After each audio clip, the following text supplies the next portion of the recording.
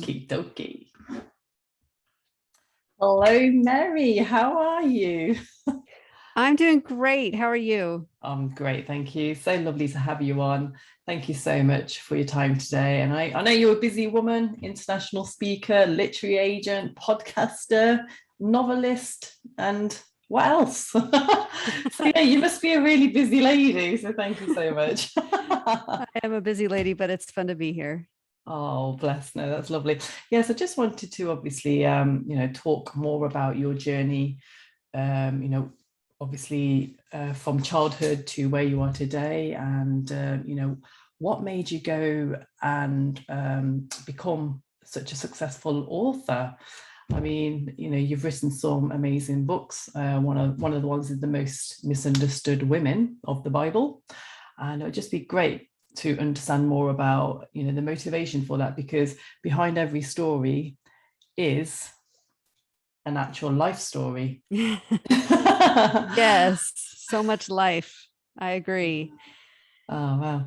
Yeah, no, it'd be great. Yeah, for you to let us know what motivated you to write that book. Sure. So, having grown up in a difficult environment, when I started to, when I got married and I started to have children, I thought, well, I don't want to duplicate how I was raised. And there was just a lot of, it wasn't necessarily like overt abuse within the home as much as it was neglect. And I have since read that neglect is one of the hardest things to get over because it's Mm. indifference. And that's hard to overcome. Like if someone's hurting you, at least they're paying attention to you. But if they're just ignoring you or not taking care of you, there's some long lasting pain that happens. So I Mhm. had a lot of trauma growing up that I still am working through. My mom and dad were divorced very soon, probably 1 year into their marriage. And then my mom married a couple more times. My biological father died when I was 10 years old. And so I lost kind of my hero at that, what I thought was my hero. He actually was a predatory person, and I would have been his next victim for sure. And so I feel like there was some of God's severe mercy in taking him off the planet. Okay, Um, yeah.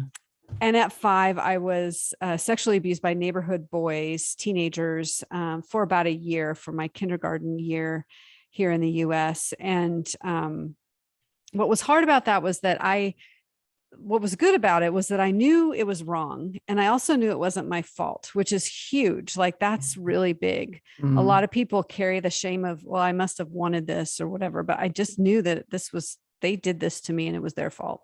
Yeah. And I did tell someone almost immediately, and it didn't go well. I told my babysitter, and my babysitter said that she would tell my mom, and she never Right. did. And so those boys just kept knocking at the door, and the evil babysitter pushed me out of Oh the door to be with goodness. them. And so that year I learned how to sleep. So I wouldn't have to go out with those boys anymore. And thankfully, by the end of my kindergarten year at 5, we moved away to another city, Mhm. and I was not bothered by them anymore. But I was constantly, because I was neglected, I was constantly faced with sexual abuse in different ways and had to Mm. keep running away from predatory people. So that's kind of the gist of what was kind of the foundation of my growing up. I didn't have a relationship with God, anything like that. I didn't know anything about God. Yeah. And it wasn't until later in my early teens that I kind of understood what was going on there. Okay. Ah, right. That's very interesting. So I think your title, The Most Misunderstood Women, I think that really does signify a lot of what many of us women go through, especially those that have been sexually abused and have come from traumatic pasts. Because women, well, obviously now a lot of us are coming out of our shells, but it's still such a stigma out there where it's not spoken about. It's just Mhm. brushed under the carpet. And it's only until, women, like I'm speaking on myself, we become adults and we've undergone so many failed relationships and Mm. so much more trauma to add to the trauma that we already have endured. And then it's only probably, a few decades down that you will actually realize what actually happened to us was wrong. And, we'll seek help.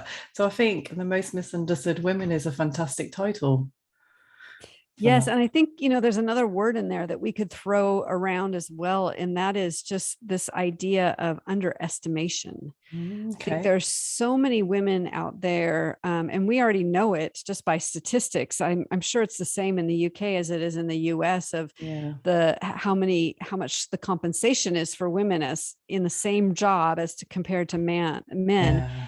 And there's just this underestimation of the value and power of women who are, amazing. And we have endured a lot, and it's frustrating to be, demeaned or maligned because maybe we hurt differently or we have difficult stories.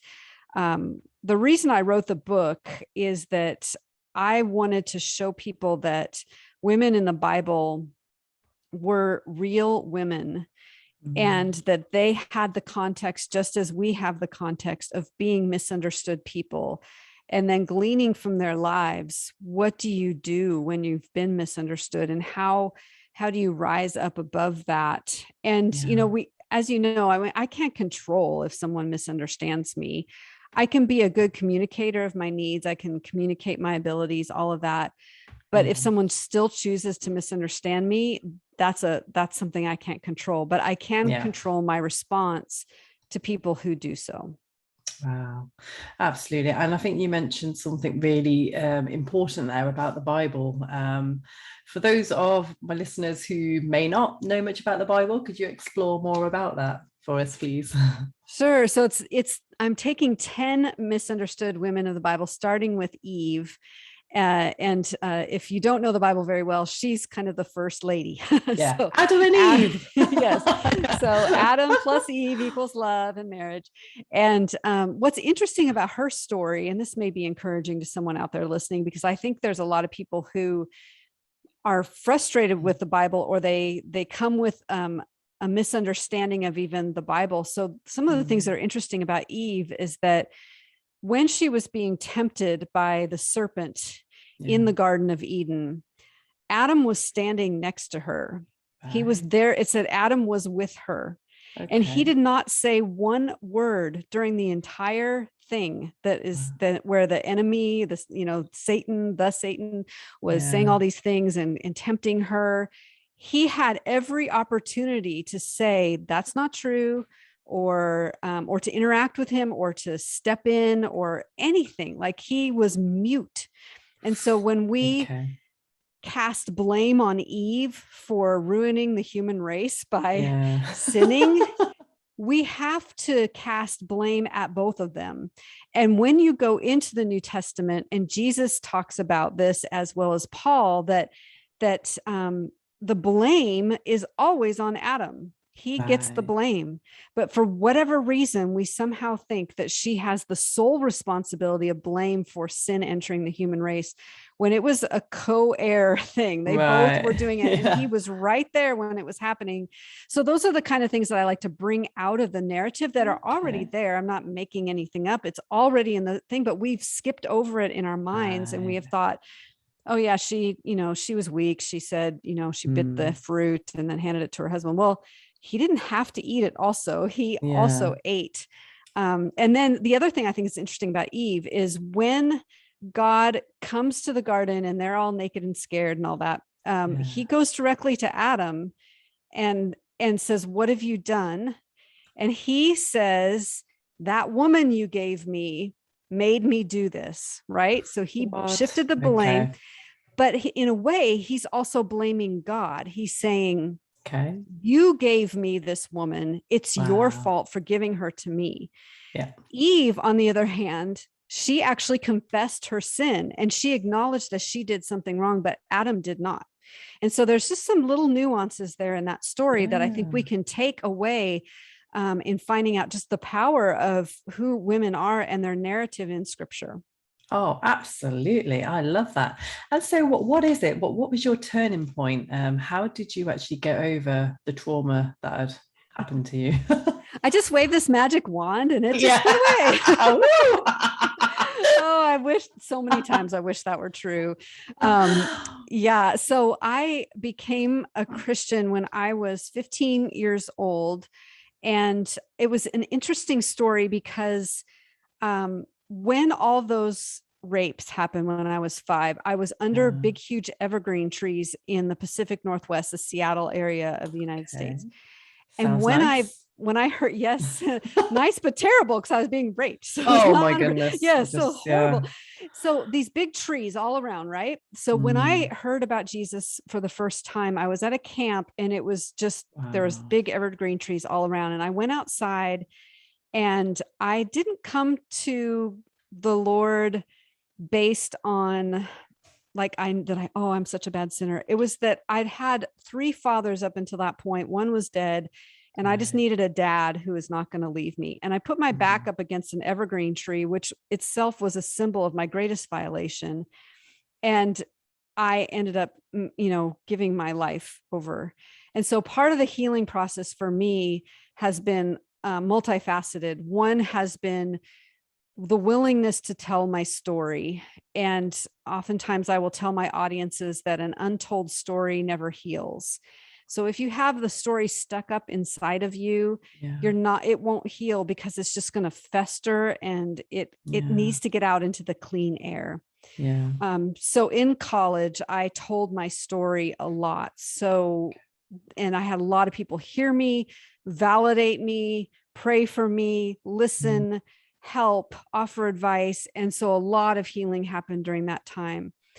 When I got married, and then I started having children, particularly my first child was a girl. And when she hit 5, which was the same age of my violation, at that point I had to go to counseling because it was just too much of a reminder. It was too physically much of a reminder. And so part of my healing journey has been obviously trauma therapy, counseling, sometimes EMDR, which is helps you with some traumatic memories and events. And so it's been multifaceted. I would never say that healing from trauma is like some simple thing or like, oh, just retrain your mind and you'll be fine. It's been multifaceted. It is. And there's so many triggers. And I can relate to you because my boy just turned 3 and I felt like my traumas had just come back because that's when it started with me as well. So I think there's a lot in that. And like yourself, it's, my healing is going to be a lifelong process because there's different triggers everywhere. It's like, I'm triggered daily probably. So, and it's so important to have a good self-care routine as well. So true. Yeah, because we come first. And so did you find it a struggle in relationships as well as you were? Oh, yes, definitely. Especially in marriage. I think that's been probably one of the hardest things. My husband and I we have spoken to groups before where we talk about the taboo things. So we talk about how hard sex is in marriage for people who have been sexually abused in the past. And we talk about our journey of learning to talk about it frankly, which was not an easy journey. But once we started to communicate about it, things got a lot better. And then also something that really helped is my husband read a couple books that opened his eyes to what the trauma was. I think in his mind, since he's such a logical person and he hadn't had that experience, in his mind, it was like, well, just don't think that way or just don't do that. And like, well, I wish I could, but it's not that simple. No. And then when he became trauma informed, his empathy grew quite a bit. And another thing that helped us in our relationship was for him to recognize his own issues. Because for so long, I felt like I was the broken one and he was the okay one. But when we both came to the marriage with our own broken pieces, then I didn't feel alone anymore. Like I was the one needing fixing, but that we were both on this pathway together, learning about things. Oh, and that's the best. And again, I feel like I can resonate with you so much. It's like, that's exactly the same with me and my partner as well. And I think, and you grow together. And trauma, I just think at the moment, it's still a very, like in the UK, it's not really talked about. So I feel that we need to be the voice, we need to like just inform everybody that majority of us, I was on a talk last week and she thinks everybody's traumatized to some degree. So it's huge for our mental health. And, I feel like people like us, we need to be out there and, spreading the awareness. And you are, because you've obviously got a very successful podcast, which you currently host. Tell us about that. Yeah, so it's a very, very simple podcast. It's called Pray Every Day, and I read a passage from the Bible, and then I pray for my listener based on that passage. And it's just 5 minutes long. We just passed 2.1 million downloads, so it's been going pretty well. So that's been fun. I know. I'm really shocked. I mean, that's just I did not expect that at all, but it's been a really lovely blessing. Congratulations. Thank you. That's beautiful. And also you are a very successful author as well, where you published over 40 books. I have. So I've been publishing since about 2005, and I've been writing about 3 books a year every year since then. Wow. And I'm both a nonfiction writer and a fiction writer. So I write novels as well as kind of Christian self-help kind of books. Yeah. So that's kind of my full-time job. Definitely my full-time job, because it also involves trying to promote, which is an extra little thing. And so anyone out there who is in that space of writing books and trying to promote them knows what I'm talking about. It's very tiring, and there's just a lot of work, and you don't want to be like a weird me monster where you're like, look at my book, I'm so cool. So I struggle very much with like talking about my books, because it's like, I don't want to be that kind of. Goodness, I want you to talk about your books. I know, because I had one published last year, and I know how much work is involved in writing a book and getting it out there. Editorial process, oh my goodness, so much work. Yes. So do you do all of this yourself? I'm traditionally published for the most part. So my publisher does a lot of the editing and some of the marketing and some of that stuff. But yeah, I definitely write the books myself. And then as a literary agent now, I take authors and I help place them with traditional publishers. And so it's not people will then get paid to be published. And then if they earn out their advance, then they get paid royalties. Royalties are hard to come by. Most authors do not earn back their advances. And so I often tell my authors, you just have to keep writing books, because you can't just rest on the laurels of one book, which is super sad, unless you're J.K. Rowling, then you can rest on the laurels of Harry Potter, because I'm sure she's financially just fine. I think so. Most people end up, I don't know how many millions she has sold, but most authors sell less than, if they're self-published, they sell about 200 to 300 copies. If they're traditionally published, usually between 3,000 and 5,000 is the average amount. So it's you can't make a living off of that. You just have to keep writing. That is such great advice. And again, for any of my listeners who are currently wanting to write and to get your story out there, then absolutely, I think, these are really important messages for everybody, because it's so saturated. I see on Amazon, oh my goodness, like thousands and thousands of, options there for any genre that we go for. It's so competitive. And now I feel audios are a lot more popular these days. Yes, because we're a headphone culture. And it used to be like authors would go to like the library, or they would go to a bookstore, and they would think, oh, well, why should I write? Because there's all these books around me. Now it's, I'm browsing on Amazon and there's so many. But what I like to tell authors is, if you have a unique story that you feel like this burning in your heart that you have to share it, you need to do it, because there's really only one you in this world with your particular perspective, and you're going to reach a particular group of people that I will never reach. And therefore you have to do it. You have to, if you feel being compelled to do it, you have to, and you let the chips fall where they may. But really, in my mind, at least in nonfiction, it's all about helping people. It's about helping people, improve and become better and all that. So if you have something to share, by all means, share it. Oh, that's amazing. And so what would you say is your most accomplished book so far? I do have another book that is probably the best seller. It's called The Day I Met Jesus, and it's similar in scope to the Most Misunderstood Women of the Bible. In this case, it's 5 women of the New Testament who have an encounter with Jesus. And I wrote, it's a co-written book, but I wrote the fiction part. So I wrote it as story. And then we kind of asked the question, so what?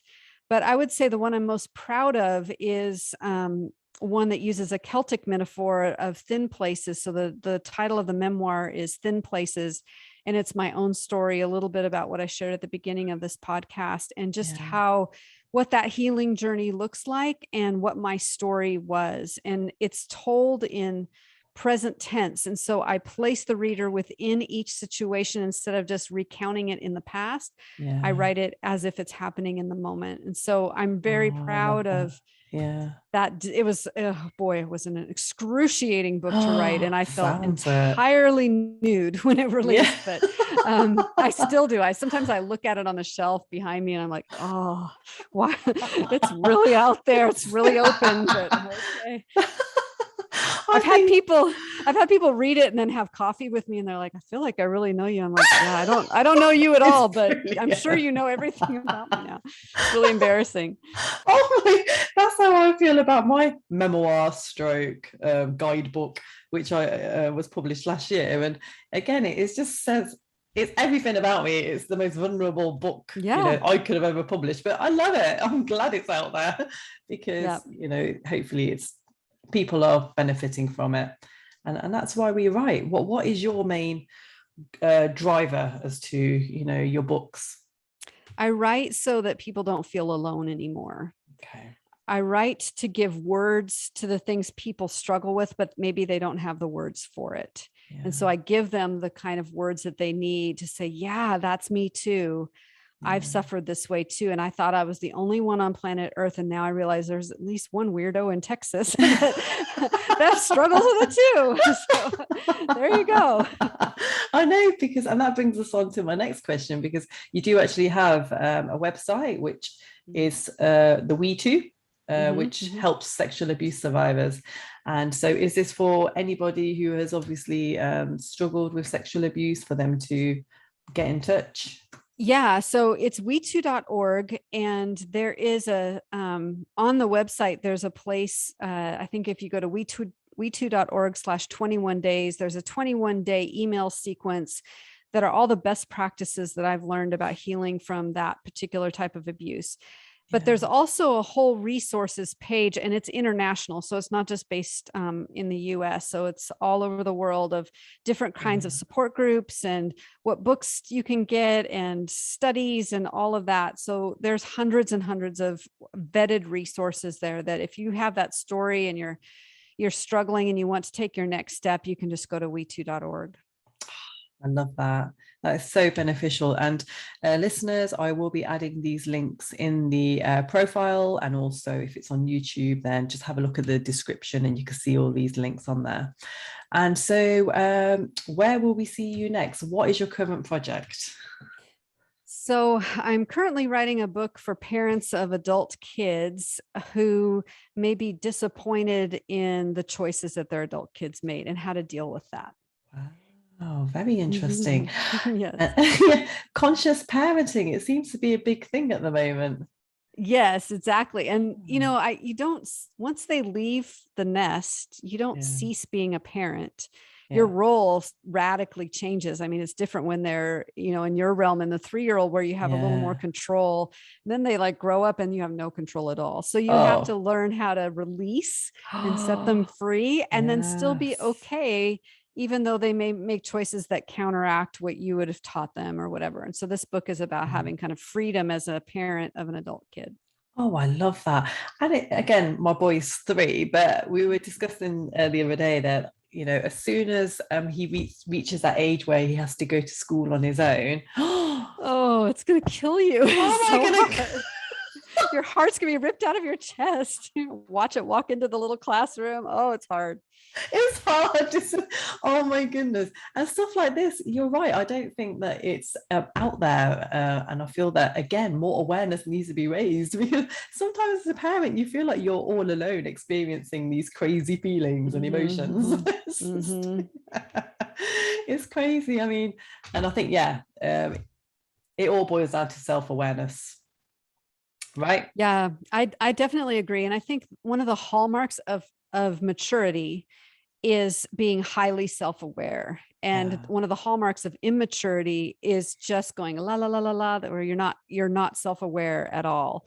And so if you want to kind of check yourself over the past year or two, just ask yourself, am I more self-aware? Do I know more about what my hangups are, what I'm fearful of, what makes me tick? And if you're more aware, then you're growing. If you're not Yeah. more aware and you just like anytime something negative about yourself comes up and you just kind of push it away, then that's an indication that you're not growing. So just be cautious of that.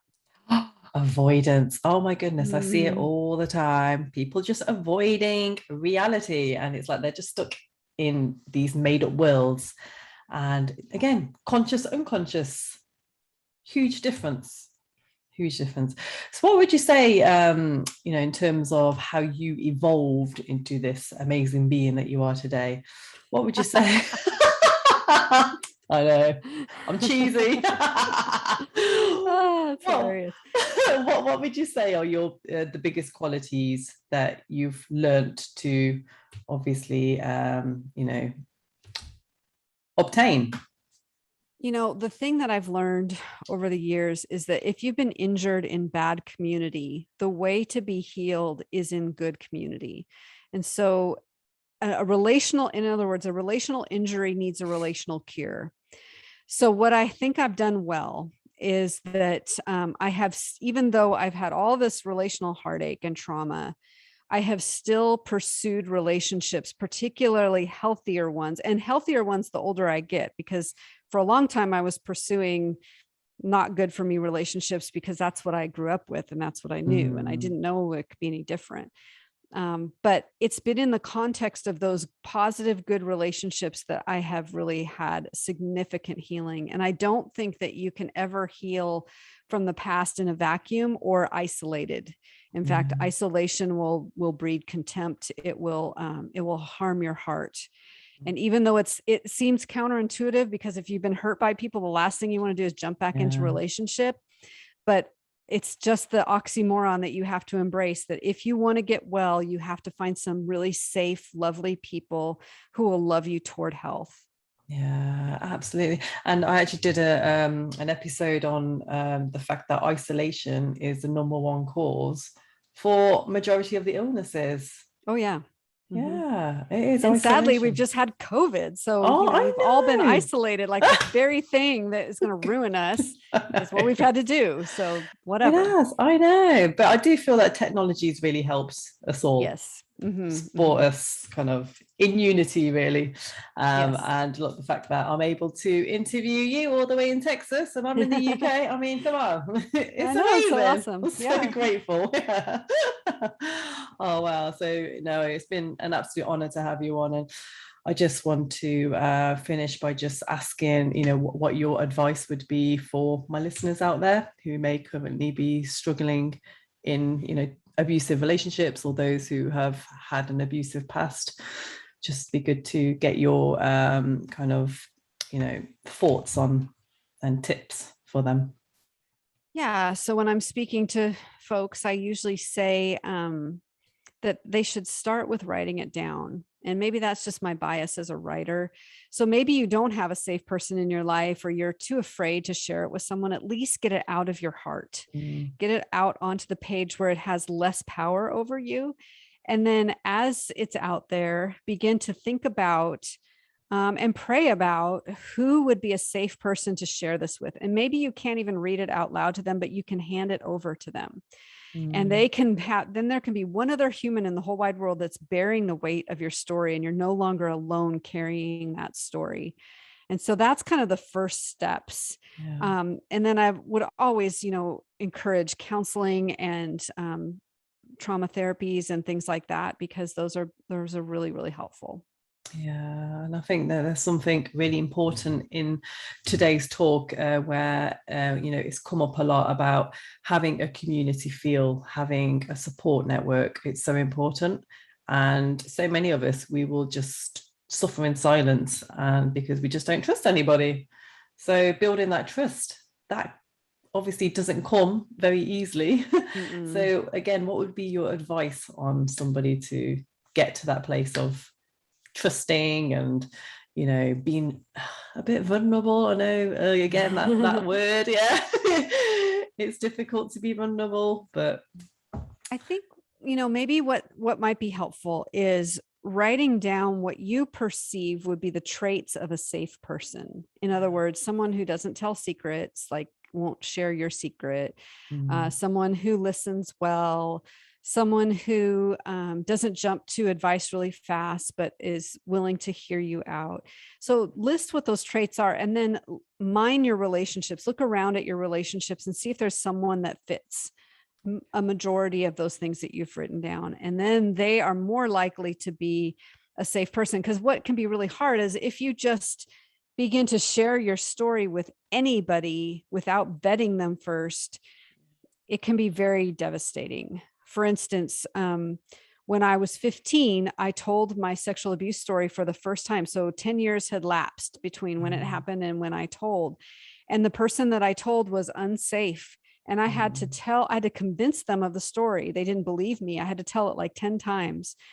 And it was very hard. And so it's hard when you're not believed the first time. So it's really great if you can choose someone who will be like, oh, I'm so sorry that happened to you. Someone that's an empathetic listener who will dignify your story. Yeah, that's so important. So remember, it's about just finding that one person who will believe you, because there's so many, again, who will be so fearful, and they'll probably get scared, you know, if you tell them about what's happening or what's happened to you. And I guess it's just quite common for people to just brush things under the carpet, right?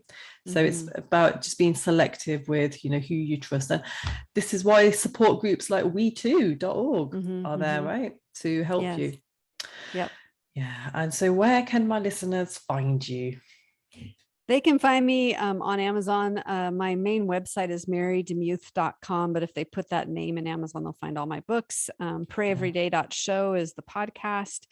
And I'm all over the place. So you'll find me. They stick my name in Google, it'll come up. It'll come up. Oh, I love that. Yeah. She's everywhere, guys. That's a consequence of writing so many books. You get a little bit known that way. Oh, bless you. God, have you got lots to do today as well? Editing, writing. all the things. Oh, lucky you. So it won't take up too much of your time. One last question, which I love to put you on the spot with, is what is your biggest regret to date? Oh, goodness. I think there's probably like 7,000 of them, but if I narrowed it down, I would say because I had to grow up so fast, I never really learned how to be a child. And so when I was parenting my kids and they were your son's age, I had a really hard time getting on the floor and playing Legos. I had a really hard time entering into the world of a child because I didn't understand it. And so I would say one of my regrets was not really, maybe just not being the mother that I wish I could have been had I been more healed, if that makes sense. Yeah, absolutely. But I guess you were doing the best that you could during that time, I did. Right? Of course. And my kids are lovely. They're all in their 20s now and they like me. So I think that's awesome. Love. Yeah. They like to hang out with me, which is really cool. So yeah. So you look like a fun mother. So and it keeps you young as well, doesn't it? Yes, definitely. Oh, thank you so much, Mary. It's been such an honor to have you on. And I know that you've probably already inspired millions and millions of your listeners and people who have been reading your books, and I know that you're going to inspire millions and millions more. So thank you so much for sharing your story and your insights and just your advice with everybody. Really valuable to have you I'm on. Grateful, and I love that I'll actually be flying through your country on Friday. So I'll wave to you. Please do. Where are you off to? I'm off to Switzerland and then France. So holiday or vacation? No, work. I'm definitely working. Okay. Yeah. Oh, that's amazing. Oh, wow. You enjoy. Thank you. I'll say hi from Heathrow. Please. A tiny little airport called Heathrow.